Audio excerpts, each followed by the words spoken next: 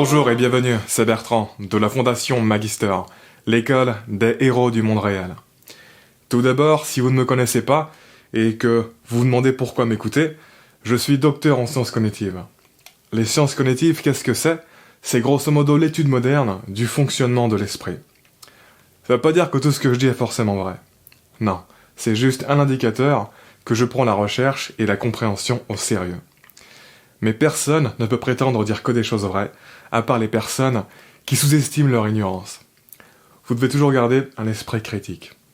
Bref, commençons. Dans l'épisode 166, sur les addictions et la régulation des comportements indésirables, je vous disais que quand on essaie d'arrêter quelque chose, ce n'est pas une bonne idée de compter les jours d'arrêt, car ça te fait garder dans la tête ce que tu ne dois pas faire, au lieu d'oublier et de te concentrer sur autre chose.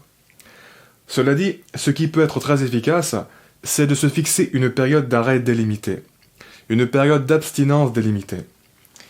Par exemple, si on prend l'addiction au porno et à la masturbation, se dire que pendant 10 jours, vous n'allez pas vous masturber, et de garder quelque part la date à laquelle correspond la fin de cette période de 10 jours d'arrêt.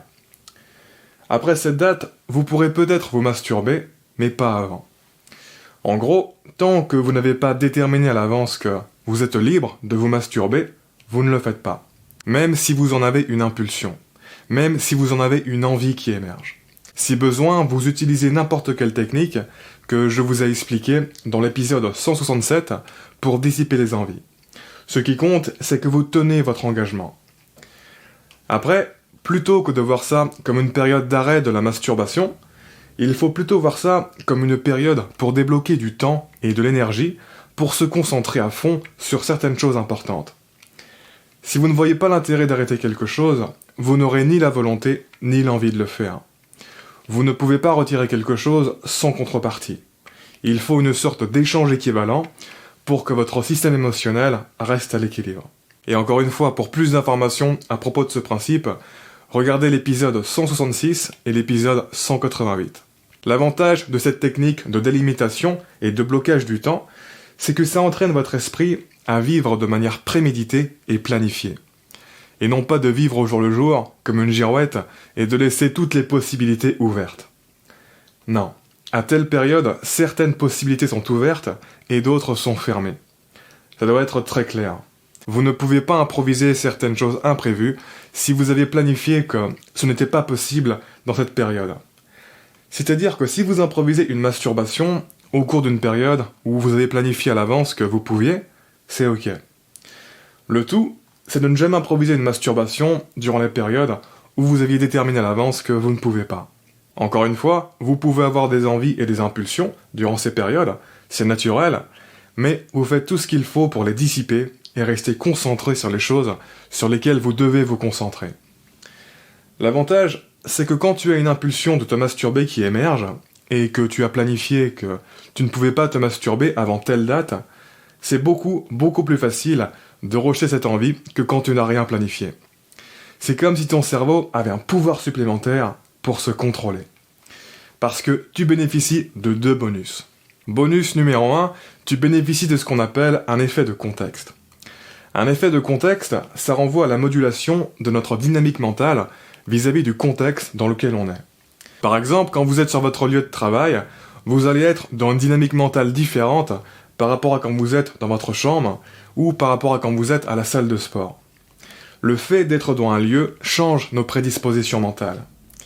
Il y a certaines choses que tu ne vas jamais penser ou faire dans un lieu et inversement. Parce que chaque lieu est le lieu pour faire certaines choses et n'est pas le lieu pour faire d'autres choses. Comme si chaque lieu avait un champ magnétique qui exerçait une force sur ce qui se passe dans ton esprit. C'est d'ailleurs pour ça qu'en général, quand on se rapproche des toilettes, c'est comme si on ne pouvait plus contrôler la retenue de notre vessie, parce que notre cerveau sait que c'est le lieu pour se vider. Et en fait, quand tu délimites une période de temps durant laquelle tu ne peux pas te masturber, et tu dois rester concentré sur autre chose, c'est comme si tu créais une salle mentale. Quand tu as planifié dans le passé que tu es dans une période où tu ne peux pas te masturber, c'est donc un peu comme si ton esprit était rentré dans une salle mentale spéciale. Un peu comme si ton esprit était rentré dans un dojo d'arts martiaux. Et tant que ton esprit est dans cette salle mentale spéciale, tu profites des effets de contexte associés. Ton esprit est dans une sorte de mode challenge. Il est pris dans des courants qui vont dans une certaine direction. Il y a une inertie contextuelle qui t'aide à rester en contrôle. Les envies de se masturber, qui peuvent émerger durant cette période délimitée, elles vont à l'opposé de cette inertie contextuelle. Donc, elles se font éloigner assez facilement. Pour imager, on peut dire qu'elles se font repousser par le champ magnétique de la salle mentale. Dans ce contexte, elles sont considérées de base comme des sortes d'ennemis indésirables. Elles ne sont pas neutres. Et donc, tu vas couper les mauvaises envies à la racine. Tu ne vas pas les entretenir. Parce que ce n'est pas la période pour. Ce n'est pas le lieu pour. C'est une période pour autre chose. Et puis, le fait de planifier à l'avance que tu ne peux pas te masturber durant cette période, c'est un peu comme si ta parole était en jeu aussi. Ça aussi, ça donne du poids qui aide à ne pas considérer l'envie. Alors que sans planification, tu n'as pas vraiment d'engagement. Tu es en mode neutre. C'est un peu comme si tu étais dans un espace mental ouvert, sans barrière, où tout est permis. Il n'y a pas de champ magnétique qui repousse ou attire certaines choses. Ces périodes de temps dans lesquelles tu n'as pas d'orientation, elles n'ont pas de polarité. Il n'y a pas d'enjeu, il n'y a pas de règles, ton esprit est en train de flotter dans le vide. Il n'y a pas de courant qui le porte.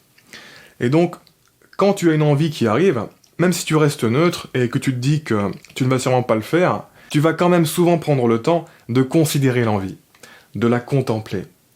Parce que tu es dans un espace mental où ce n'est pas mal approprié de penser à ça. Et que tu n'as pas d'engagement. Si tu te branles, tu ne casses rien. Donc tu vas prendre le risque de la laisser grandir cette envie. Et en général, c'est mal barré. Parce que le poids de l'envie va augmenter, et au bout d'un moment, sans t'en rendre compte, tu seras déjà en train de te masturber. Tu ne peux jamais considérer gratuitement une tentation. Chaque seconde que tu passes à la considérer, tu es en train de perdre du contrôle. En fait, on peut dire qu'à partir du moment où tu ne rejettes pas l'envie directement, c'est que tu as déjà décidé que tu allais sûrement te laisser tenter. Ce qui nous amène au deuxième bonus, qui augmente ton self-control quand tu planifies des périodes délimitées d'abstinence.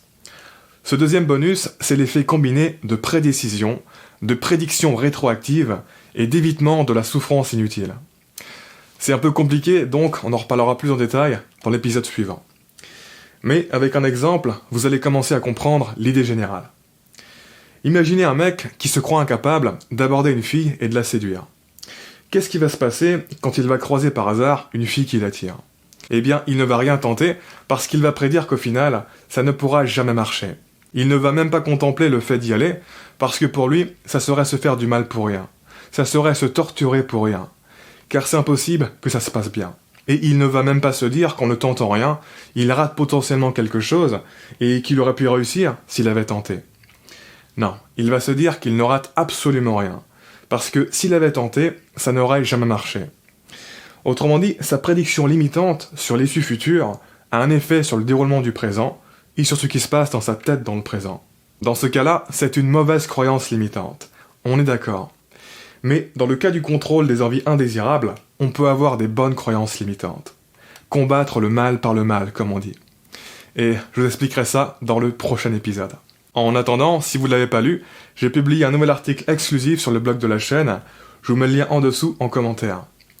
Comme d'habitude, je vous invite à vous abonner si ce n'est pas déjà fait, à partager cette vidéo et laisser un pouce bleu si vous l'avez apprécié.